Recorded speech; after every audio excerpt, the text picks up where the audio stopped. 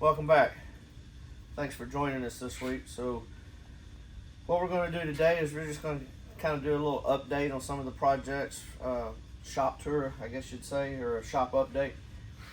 We got this truck in. We're trying to help a customer out. He's kind of getting frustrated. He's never been able to really drive and enjoy the car. He's been having some issues with belt issues, fuel tuning. It's got a Holley a Holley Terminator system on it. Kind of a mismatched hard parts, electronics. But it's also been throwing some belts, and it's got some pretty nice bracket system on it. But these individual components, if everything's not right and you don't have all the right components, right spacers, whatever, this one's been throwing some belts off on it for him, and he's just getting frustrated. So one of the things we decided to check on was belt alignment, and he was complaining about his compressor bracket always throwing the belt. It's a 2-belt system, and it's a down-low system, so down in the bottom, this truck has a clip on it. You just can't get to it. So we did have to pull the water pump out to get even down in there to it. I can't determine, haven't been at the spacers of the bracketry are correct. Everything appears to be lining up now that I'm down in there. But so either he had too long a belt on it maybe, or didn't have the belt all the way on and it was walking back and forth and eventually coming off. So I'm in the process of, and also what you can see here, I've got the hoses disconnected, but when this hose is on, it's in, I don't know, can you see that down in there? You need a little more light or something? No, that's fine. So you can see the service ports on the AC fittings, and even when they're on where they belong, there's not enough location here. So I don't know how they had any Freon in this system. So we're working on going to modify. I actually have some service ports coming, and I'm going to see if they'll fit and clear, if they're short enough to fit and clear. If not, we're going to take these hoses off and weld some service ports in a different location so that we can service this system. So before we start putting the system back together, I want to charge the AC system, because right now it has no Freon in it, and it's not spinning. It's not throwing a belt under a free spin on the compressor. So I want to put the system back together, charge it with the correct amount of Freon, and then check it one more time with the compressor actually operating where it's under a load. Then if it doesn't throw the belts, we'll start putting the water pump and stuff back on it. The other thing, it did have the wrong spacers on the power steering bracket, and it was off a little bit, and that belt was trying to walk off the crankshaft. So we printed off some instructions here, and it calls for a certain size spacer. And what we have found is the spacers that were on it were a little over 100 thousandths too long. So that's making the power steering pump too far out. So when it's doing that, that is probably what's causing that belt to try to come off. So we're going to verify compressor belt issue is resolved. Then we will, if that is, then we'll machine these spacers down, put all this back together, and get past that situation first, and then we can start driving it. And he's got just a small list of some things that we're doing on that. So that's kind of where we are on this at the moment. There. And what do you want to talk about next? The Torino or the Nomad? Do the Torino first. Okay, let's go on back here.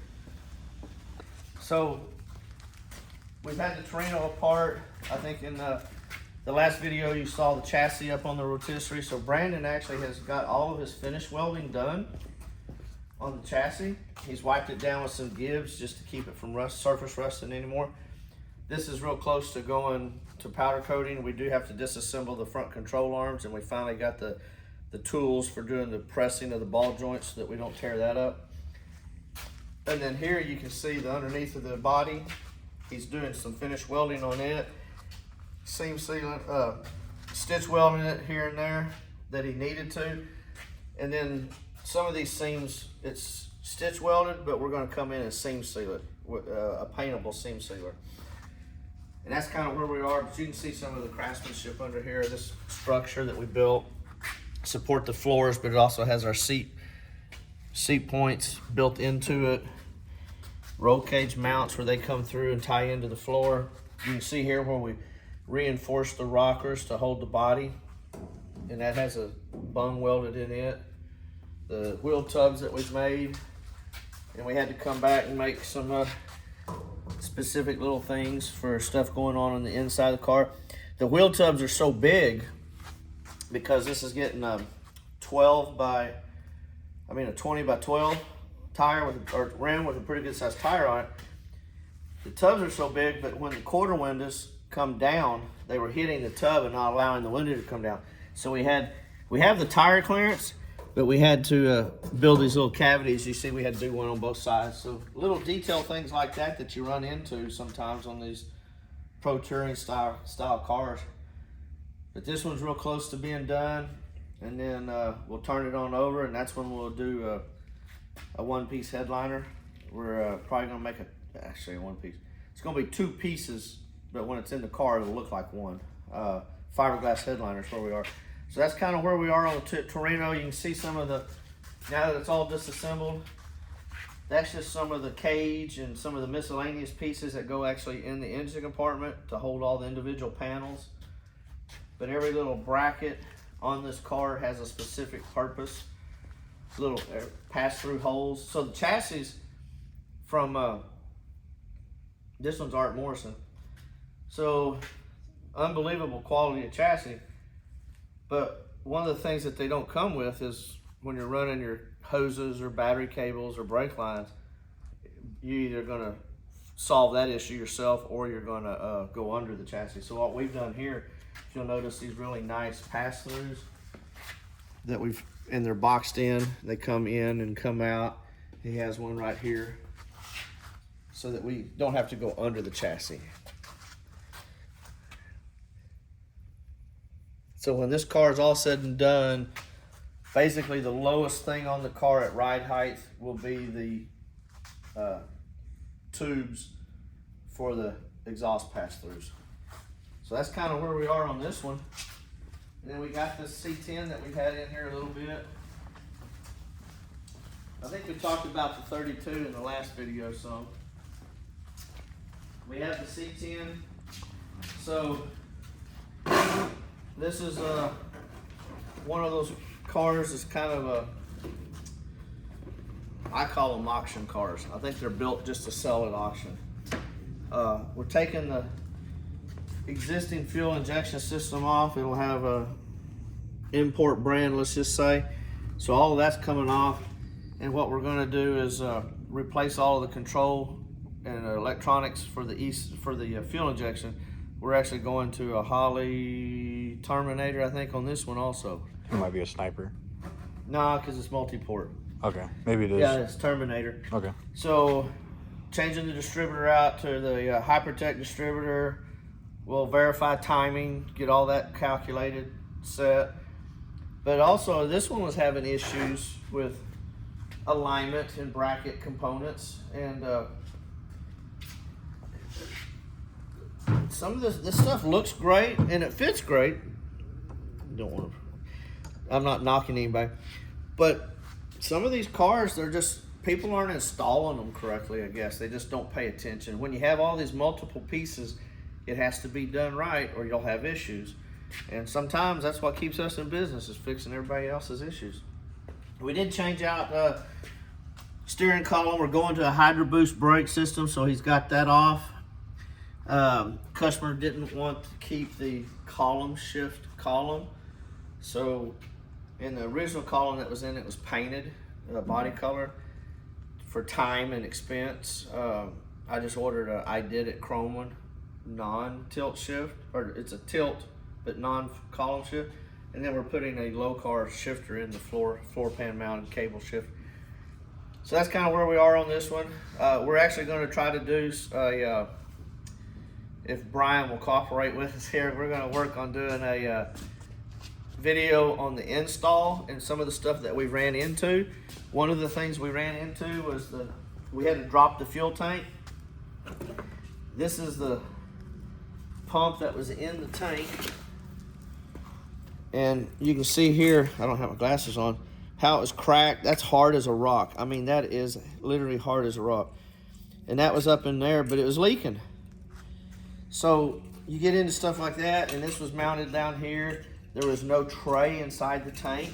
Now the tray, if you do, like we do a lot of the Tanks brand stuff, and it'll come, their universal in-tank pump, it'll come with this tray.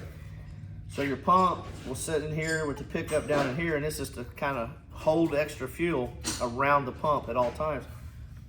Well, instead of using this one that came with the new system, because this tank has baffles built in it, we actually had to make a stainless steel one that's smaller to fit our needs. And then we put all that new stuff in here and adapted it to this tank. But before you do any work on a fuel tank, be sure and always take it to like a radiator shop and have them vat it out. Make sure there's no gasoline fumes, residue, or anything like that, especially if you're gonna be welding on it.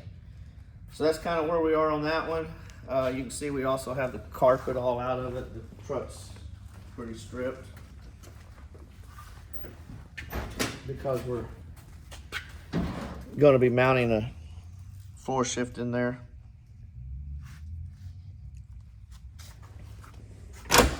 So that's kind of where we are on that. We'll go take a quick look at we got a Nomad in. The existing customer, we've been working on this car off and on for a while. So here on this Nomad, we got, customer bought this car, sight unseen. He's had it for a year or so, but it had some modifications done by the original previous owner, and some severe modifications, and it also had a lot of plastic in it, and it's cracked sitting in our Texas heat because this new owner, current customer, shows the car. He takes it out. We have 110, 112 degree days throughout the summer, and this car's been sitting out there. Some of that bodywork started coming up.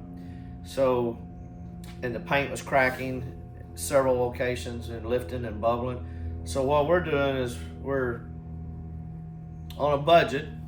So we're trying to repair it down as far as we can to the bare metal and repair all the damaged areas the best we can. And then we'll strip it and seal it and then repaint it back the same color it was. So that's kind of what we've done. They modified the roof line on the car quite a bit, and so we're having to go back with what was done. It's not something that we would normally do. If the customer's budget would allow, this would actually get stripped down to the bare metal and possibly a reskin on the roof is where we would like to go with that. But because of time restraints and just customer budget, we don't have that. So we're just actually trying to do the bodywork correct, where it's not going to start coming apart sitting in our Texas heat. So we'll keep you up to date on this one, and we'll do some filming of it when it's getting painted. That's where we are right now.